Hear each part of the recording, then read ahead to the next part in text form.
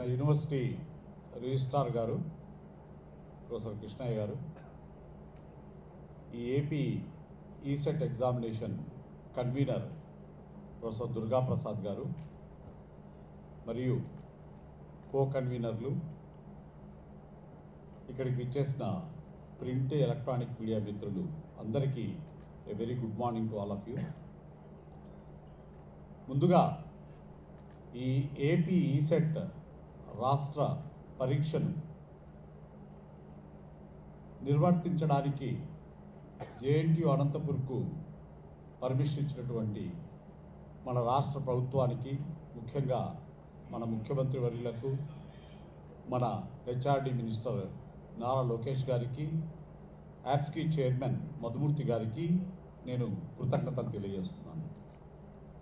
మీ అందరికీ తెలుసు, JNTU university Anantapur AP ECET examination ఇది 10వసారి మేము కండక్ట్ చేస్తున్నాం.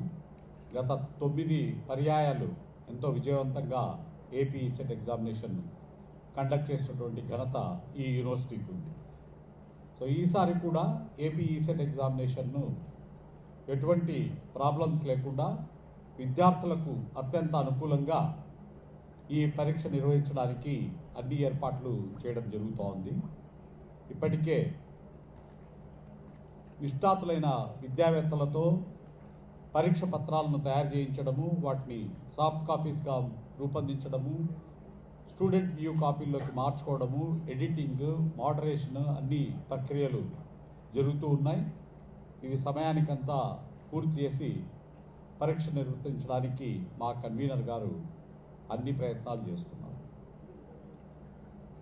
ఈ ఏపీ ఈసెట్ ఎగ్జామినేషన్ ద్వారా డిప్లొమా కంప్లీట్ అయిన విద్యార్థులు డైరెక్ట్గా lateral entry second year engineering ప్రోగ్రాంలో చేరేటువంటి అవకాశం ఉంటుంది. రాష్ట్ర వ్యాప్తంగా అన్ని ఇంజనీరింగ్ కళాశాలల్లో ఈ అవకాశం లభిస్తుంది. ఈ సంవత్సరం 2025 గాను ఏపీ ఈసెట్ ఎగ్జామినేషన్ 14 బ్రాంచుల్లో మనము మే 6వ తేదీ నిర్వర్తిస్తున్నాం. ఇది మీకు ఇచ్చిన నోట్లో 2024 అని పడిందేమో, అది ప్రింట్ మిస్టేక్. 6/5/2025 నాడు ఈ ఎగ్జామ్ నిర్వర్తిస్తున్నాం. సో ఈ ఎగ్జామ్ 2 సెషన్స్లో ఉంటుంది. మార్నింగ్ 9 నుంచి 12 వరకు ఒక సెషన్ ఉంటుంది, మధ్యాహ్నం 2 నుంచి 5 వరకు ఒక సెషన్ ఉంటుంది.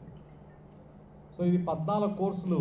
అగ్రికల్చరల్ ఇంజనీరింగ్, దీనికి 156 అప్లికేషన్స్ మాత్రం వచ్చాయి. బయోటెక్నాలజీలో 1 అప్లికేషన్ వచ్చింది.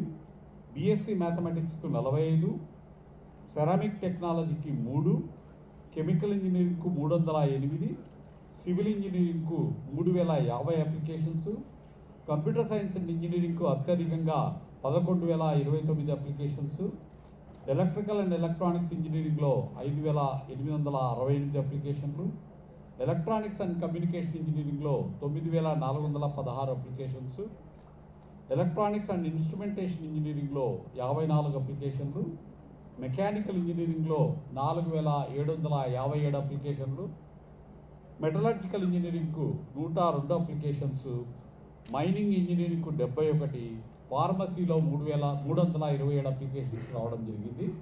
సో టోటల్ ఈ సంవత్సరం 35,187 అప్లికేషన్స్ వచ్చాయి. దాదాపు పోయిన సంవత్సరం అంతనే నెంబర్ ఈ సంవత్సరం కూడా మనకు అప్లికేషన్స్ రావడం జరిగింది.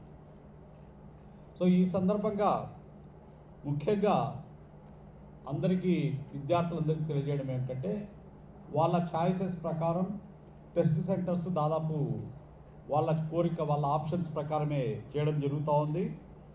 110 టెస్ట్ సెంటర్స్ ఉన్నాయి టోటల్గా. అందులో 1 హైదరాబాద్లో ఉంటే మిగతా 109 మన ఆంధ్రప్రదేశ్లోని 46 టౌన్లలో టెస్ట్ సెంటర్స్ ఏర్పాటు చేయడం జరిగింది.